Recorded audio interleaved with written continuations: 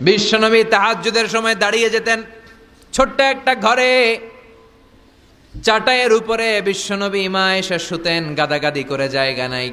মাঝরাতে বিশ্বনবী তাহাজ্জুদের জন্য দাঁড়াতেন, আল্লাহু আকবার বলে দাঁড়িয়ে যেতেন, নামাজ শুরু করে দিতেন।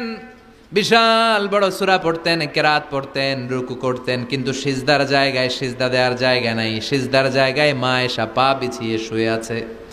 বুখারীর বর্ণনা, বিশ্বনবী সিজদায় যে হাত দিয়ে মা আয়েশার পায়ের মধ্যে চিমটি কাটতেন, মা আয়েশা বুঝতে পারতেন বিশ্বনবী এখন সিজদায় যাবে। সুবহানাল্লাহ পড়েন।